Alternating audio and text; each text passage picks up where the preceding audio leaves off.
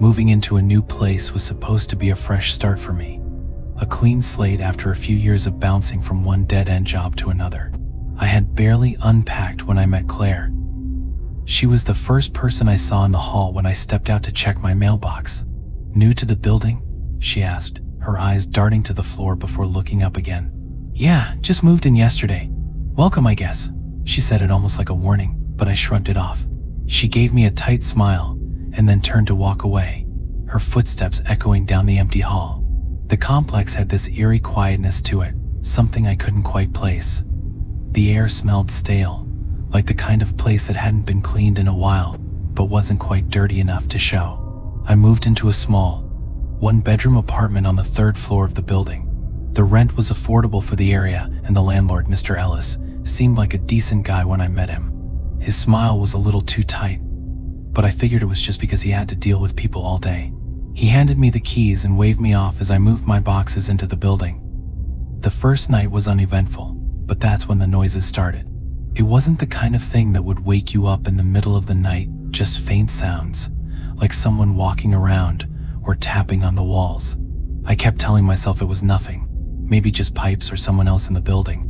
But the next night, things got stranger. I woke up to the sound of a door creaking open. It was late, close to 2 a.m., and I got out of bed to investigate. The hallway was dark, the dim light from the stairwell barely reaching the end of the corridor. I checked the other doors, but they were all shut tight. That's when I noticed the door at the end of the hall. It was ajar. It wasn't just a little open, it was wide enough that I could see the dim glow of a lamp from inside the apartment. I walked over, my heart beating faster than usual. Whoever lived there clearly didn't lock their door. I knocked lightly, but there was no response. I stepped inside. The place was dark except for the lamp on the far side of the room. The apartment seemed empty, but something about it felt off. I glanced around but saw nothing that immediately stood out. Then, I noticed something strange, a set of bloody handprints on the wall, smeared as though someone had tried to hide them. My breath caught in my throat. I stepped back, but before I could leave, I heard a rustling from inside the apartment. It sounded like something moving. I turned quickly, heart pounding, only to find the hallway empty once again. I slammed the door shut, ran back to my apartment, and locked myself in. As I lay there in bed, I tried to convince myself it was just an accident or some weird mistake, but the images of the handprints haunted me all night. I thought I'd seen the last of it, but that was just the beginning. The next few days felt like I was walking around in a fog.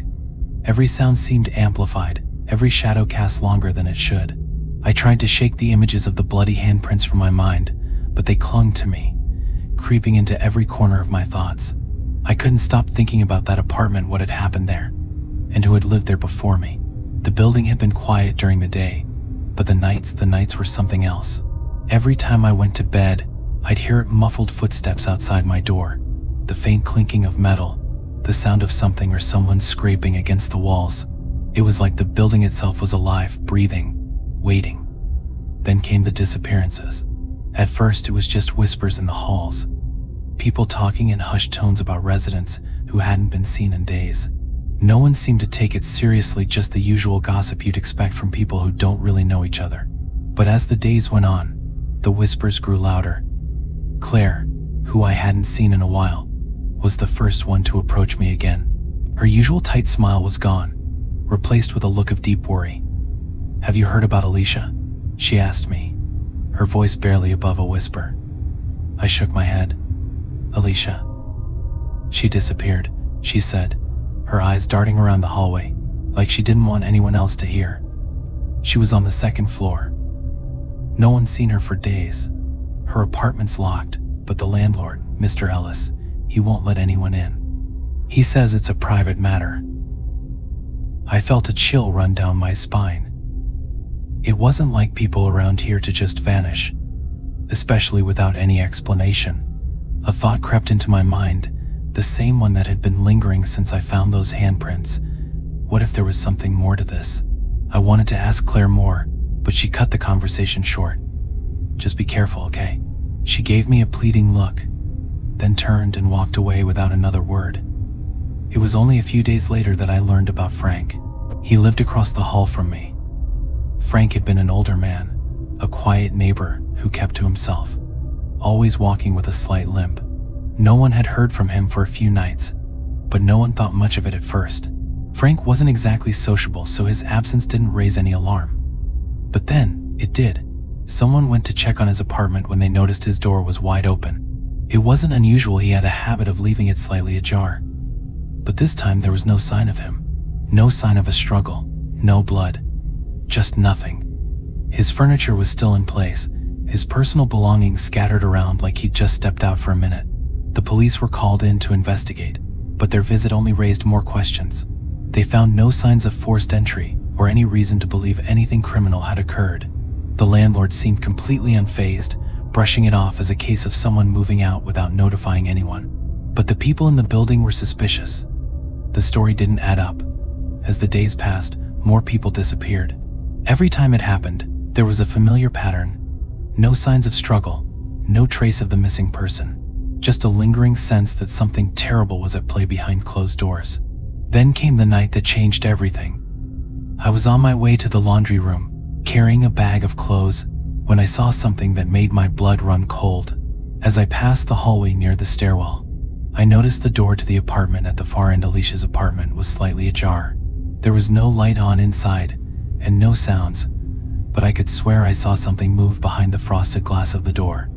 Instinct kicked in, and I walked slowly toward the door, my heart pounding in my chest. I wasn't sure what I expected to find, but a part of me feared what was on the other side. I knocked lightly, just in case someone was home. Nothing. I knocked again, harder this time. Still nothing. The eerie silence pressed in around me, and my thoughts began to race. Where had Alicia gone? Where had Frank gone? The fact that no one seemed to know anything made me sick to my stomach. My hand hovered over the door handle, and then I heard something soft footsteps from behind me. My blood froze in my veins. I spun around, expecting to see someone in the hallway, but it was empty, just like before. But this time something was different. Something was wrong. I stepped back, away from the door, my mind racing. The hairs on the back of my neck stood on end, and I couldn't shake the feeling that someone or something was watching me. I turned to leave, but I caught a glimpse of something that made my stomach drop. In the reflection of the hallway mirror, I saw a figure standing in the doorway. At first I thought it was just my mind playing tricks on me, but when I looked again, it was still there. The figure was tall, its features hidden in the shadows, but there was something unsettling about the way it moved. I bolted. I didn't know who or what it was, but I didn't want to find out. I ran back to my apartment, locking the door behind me. My heart was hammering in my chest as I collapsed onto the couch. I tried to calm myself, but the image of the figure in the mirror wouldn't leave my mind. What was happening to this place? What had I walked into? That night, I couldn't sleep. My mind was racing with questions, too many questions. I needed answers. The disappearances weren't just coincidences, and I wasn't going to sit back and wait to become the next victim. I couldn't shake the feeling that Mr. Ellis knew more than he was letting on. He was always too calm, too collected, especially when people went missing. There was something about him that didn't sit right with me, like he was hiding something. I decided to do some digging. I began talking to the other tenants, trying to piece together any information that could explain the strange occurrences. But everyone was too scared to talk. Everyone except Claire. Claire seemed different now, more frantic, more desperate. I caught her in the hallway one evening, her eyes wide with fear. "They're all gone," she whispered, glancing nervously over her shoulder. "You don't understand. It's not just disappearances, they're being taken." "Taken?" I asked, my voice barely above a whisper. "There's something wrong with this place," she said, her voice trembling. "I've seen it. I've seen the bodies, hidden in the basement." Her words hit me like a punch to the gut. Bodies? In the basement? I couldn't comprehend what she was saying, but I knew one thing for sure. I had to see for myself. That night, I snuck out of my apartment and made my way to the basement. I didn't know what I expected to find, but as I descended the stairs, the air grew colder, heavier, almost suffocating. The smell hit me first sickly, metallic, like something was rotting in the darkness. I rounded a corner and froze. There, in the dim light of a single bulb, was a door, just a plain wooden door. but there was something off about it. I approached it cautiously, my heart hammering in my chest, as if it knew I was coming. And then I heard a low, guttural sound from behind the door. A scraping, like nails on wood. I reached for the handle, and just as I was about to open the door, a voice came from behind me. "Don't!" I spun around, my pulse racing. It was Mr. Ellis, and in his eyes, I saw something cold, something far worse than fear. I froze as Mr. Ellis stepped into view. His calm demeanor, that strange tight smile that never reached his eyes, was gone. In its place was something darker, more sinister, a look that made me feel like prey. "What are you doing here?" I stammered, my voice barely a whisper. He didn't answer at first. Instead, he stepped closer, his shoes echoing on the concrete floor. The dim light flickered above us, casting long, unnatural shadows across the basement.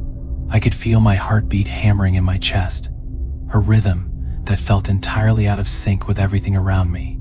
"I thought I told you to stay in your apartment," he said, his voice low but oddly calm, like a parent speaking to a disobedient child. "Curiosity, it's a dangerous thing." I backed away instinctively, my feet stumbling as I turned to flee, but Mr. Ellis was too fast. He reached out and grabbed my arm, his grip unyielding. I tried to pull away, but his fingers tightened, sending a jolt of pain through my entire body. "Let go of me," I shouted, struggling. He only smiled, a cruel, knowing smile. "You still don't understand, do you?" he murmured, his voice almost affectionate. "You're part of the plan now. You always have been." I felt the blood drain from my face. "What are you talking about?" "You think you've been investigating disappearances," he said, his voice thick with dark amusement. "But the truth is, you've been part of a much bigger picture." My mind raced, trying to process his words. It didn't make sense. How could I be part of this? I was just a tenant, a guy trying to start over. I had no connections to anything here. I didn't want any part of whatever was going on in this building. But the more I thought about it, the more I realized I wasn't as innocent as I thought. "I don't understand," I whispered, my voice shaking. Ellis chuckled darkly, his fingers still digging into my wrist. "You think I don't know what you've been doing? Following people around, snooping around in places you shouldn't. I've been watching you, Evan." He stepped closer, his breath hot on my face. "You think Claire was just some victim? She was never a victim. Not really. She was part of the plan, just like you. The moment you stepped foot in this building, you became part of a very specific group. The final piece. We've been waiting for you." I felt the bile rise in my throat, my mind reeling with confusion and fear. "No, this can't be real. You're lying." He laughed, a sound that sent chills down my spine. "Oh, I'm afraid not.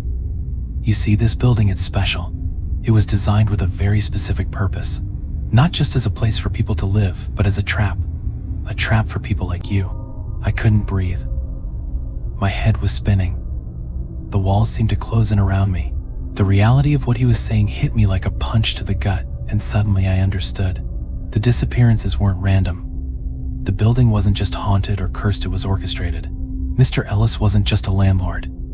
He was the architect of a nightmare, and I was the final victim in his twisted game.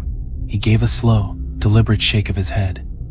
"You see, Evan, the people here, they're not just tenants. They're part of something far older than you could possibly imagine. This building is a hunting ground," and he pointed to himself, then to the darkened corners of the basement. "We've been hunting for a very long time." I was dizzy with panic. "What do you want from me?" Ellis smiled again, his eyes glinting with something terrifying. "What I want is simple. You're the last one. The final piece of the puzzle. We've been carefully selecting tenants for years, grooming them, and now, you're it." I couldn't wrap my mind around it. The idea that this wasn't just a place to live, that the building itself was part of something monstrous, something planned for decades, it was too much. Before I could speak again, he pulled me toward the door to the hidden room. My feet stumbled as he dragged me, but I couldn't break free. His grip was like iron, and the reality of what he was about to show me was too horrifying to even imagine. "We've been waiting for you," he said, his voice almost nostalgic now. "For so long." The door creaked open, revealing a room filled with photographs, tattered, yellowed clippings of people who had disappeared over the years. But these weren't just any photographs. They were personal. They were mine. I saw my face in one of them, a picture I didn't even remember taking. It was from just a few weeks ago, when I first moved in. In the photo, I was standing outside the building, looking up at it. But someone had been watching me. The picture was taken from inside the building, through a window. Then it hit me. The tenants weren't just residents. They weren't just people living in the building. They were the hunters. They had been here before me, and now they were part of something far worse than I could have ever imagined. Claire, Frank, Alicia, they were all like me. They weren't victims, they were orchestrators of this twisted cycle. I turned to Ellis, my mind racing. "You've been killing people." He didn't respond right away. Instead, he gave me that same smile, the one that made my skin crawl. "Not killing. Selecting," he corrected softly. "We're not killers, Evan. We're the guardians of this place. The caretakers." I didn't understand. The world around me spun faster and faster, each new revelation a twisted turn and a nightmare I couldn't wake up from. You're not real," I whispered, almost pleading. "This can't be happening." Ellis's smile faltered, just for a second. Then, as though he'd read my mind, he spoke. "Oh, Evan, you're wrong. You are the one who's not real. Not to us." And just like that, the ground beneath me seemed to fall away.